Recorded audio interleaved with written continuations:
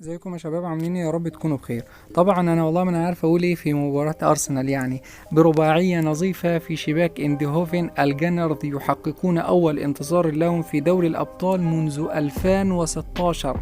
ارسنال ما راحتش دوري الابطال منذ 2016. بس بصراحة يا مرحبا بعودة المدفعجية، يا مرحبا بعودة ساكا وترسواد وجيسيوس واديجار. 4 اهداف بشباك نظيفة في المباراة الافتتاحية في بطولة التشامبيونز ليج، أعلى بطولة في العالم. مبروك للجنرز وعشاقه، هارد لاك لإندهوفن. أرسنال لا وقت لديه ليضيعوا 3 أهداف في الشوط الأولاني بس. بصراحة يعني أدائهم رائع.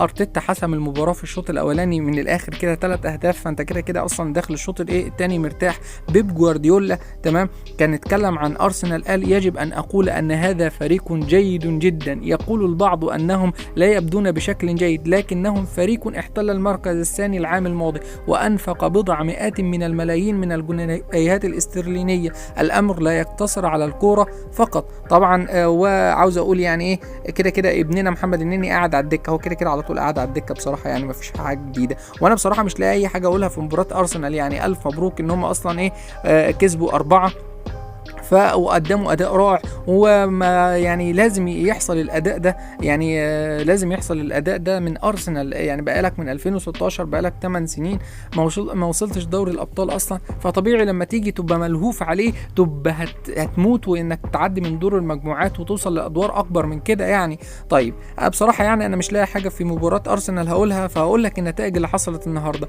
ريال مدريد يتجاوز ضيفه برايتون بصعوبه طبعا 1-0 في المباراه. انا اتفرجت على المباراه دي. نابولي يعوز بفوز ثمين على ميدان براغا تمام 2-1. يبقى كده ريال مدريد ونابولي الاثنين كسبوا، هما الاثنين في المجموعه دي تمام. اصلا ريال مدريد ويونيون برلين ونابولي وبراغا. ريال مدريد كسب يونيون برلين ونابولي كسب براغا. كده احنا اصلا متوقعين ان ايه ريال مدريد ونابولي هما الاثنين هيصعدوا من المجموعه دي. عندك بقى بايرن ميونخ يحسم قمه يونايتد. انا عامل فيديو كامل لمانشستر يونايتد والتكتيك وكل حاجه، تقدر تنزل على القناه تتفرج عليها تلاقيه قبل الفيديو ده تمام. فبصراحه يعني 4-3 مباراة رائعة لمانشستر يونايتد، قدم أداء رائع رغم الثلاث أو 4 مباريات اللي قدمهم في الموسم اللي قبل كده يعني زي الزفت يعني.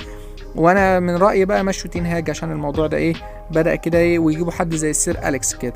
طيب لانس طبعا يفرض تعادلا ايجابيا على مضيفه اشبيليه 1-1. ارسنال يكتسح ضيفه اندهوفن برباعيه لسه قايلينها. انتر ميلان يعود بتعادلا ايجابيا من ميدان سوستيديا 1-1. كوبنهاجن يفرض التعادل الايجابي على تمام الفريق اللي انا مش عارف اقرا اسمه ده ايه 2-2. فده ايه ان شاء الله بكره هننزل فيديو على مين هو رجل المباراه طبعا في 8 مجموعات، وهننزل ملخص دور المجموعات الايه اول جوله. سلام.